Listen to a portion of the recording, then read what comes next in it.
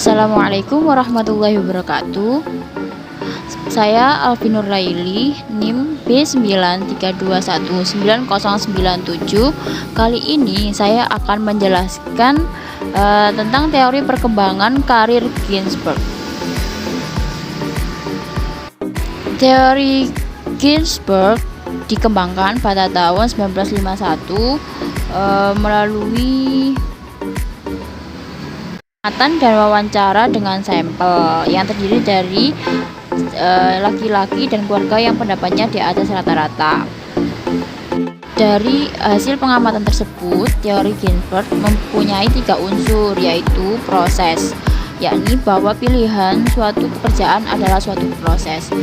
Terus yang kedua, irreversibilitas, bahwa pilihan pekerjaan tidak bisa diubah atau dibalik.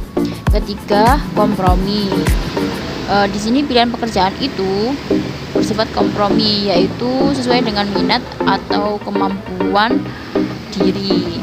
Tapi kemudian teori ini mendapat revisi pada tahun 1970. Proses yang semula berakhir pada awal masa dewasa atau akhir masa remaja, kemudian dirumuskan bahwa hal ini tidak demikian halnya, tetapi berlangsung terus-menerus. Terus kemudian yang irreversibilitas mendapatkan revisi bahwa pembatasan pilihan tidak mesti berarti bahwa pilihan tersebut bersifat menentukan. Jadi pekerjaan itu yang sebelumnya menyatakan bahwa pekerjaan tidak bisa diubah, tapi terus kemudian mendapat revisi, kemudian bersifat menentukan atau bisa diubah. Kemudian konsep kompromi juga mengalami revisi sebagai berdasarkan hasil temuan-temuan risetnya. Konsep tentang kompromi tetap, yaitu bahwa dalam pemilihan pekerjaan ada unsur kompromi, hanya saja hal itu bukan peristiwa sekali saja. Kemudian lanjut, proses pilihan karir berdasarkan teori Ginsberg mencakup 3 tahap yang utama, yakni fantasi, kreatif, dan realistik. Yaitu masa fantasi. Masa fantasi terjadi pada tahun 10 sampai 11 tahun. Masa fantasi ini memiliki ciri utama, yakni memilih karir anak bersifat sembarangan, yaitu asal pilih saja. Pilihannya tidak didasarkan pada pertimbangan yang masak mengenai kenyataan yang ada, tetapi mereka tuh memilih berdasarkan khayalannya saja. Kemudian yang kedua, yaitu ada masa tentatif. Masa tentatif ini terjadi pada usia 11 sampai 18 tahun, yakni masa anak bersekolah di SMP dan SMA. Nah, pada masa tentatif ini pilihan karir mengalami perkembangan. Yang pertama, pertimbangan karir itu yang hanya berdasarkan kesenangan atau minat, sedangkan faktor-faktor lain tidak dipertimbangkan. Nah, kemudian pada masa tentatif ini dibagi menjadi 4 tahap, yaitu minat, kapasitas, nilai, dan transisi. Nah, 4 tahap tersebut itu maksudnya begini. Yang tadi awalnya kan pada masa tentatif mengalami perkembangan karir yang berdasarkan kesenangan, ketertarikan atau minat, dan mengabaikan faktor-faktor lain. Terus 4 tahap tersebut itu maksudnya minat. Pada tahap ini juga seorang anak menyadari bahwa minatnya berubah-ubah, maka anak mulai menanyakan kepada diri sendiri apakah dia memiliki kemampuan atau kapasitas melakukan suatu pekerjaan. Nah, ini udah masuk ke tahap kapasitas. Kemudian tahap nilai.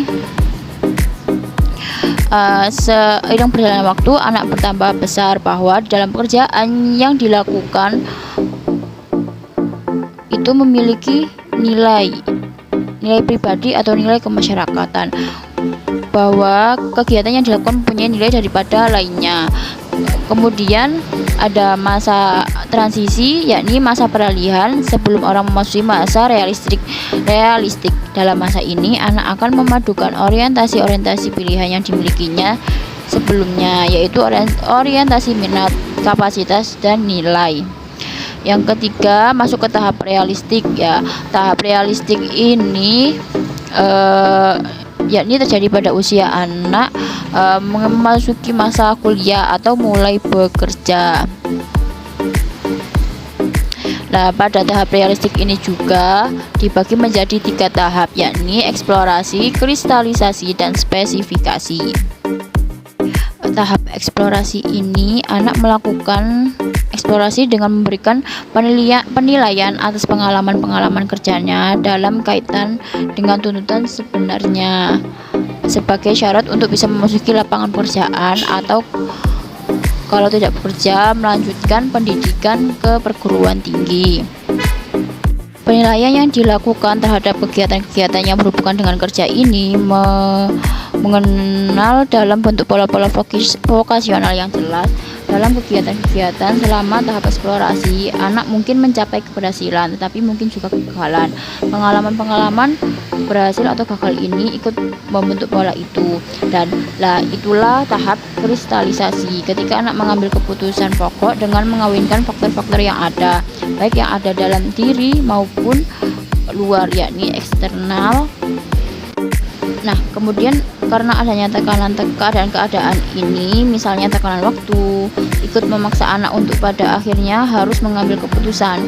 Jika tahap ini sudah dilalui, maka sampailah anak pada tahap akhir, yakni tahap spesifikasi. Nah, pada tahap spesifikasi, anak memilih pekerjaan secara spesifik. Maksudnya, pekerjaan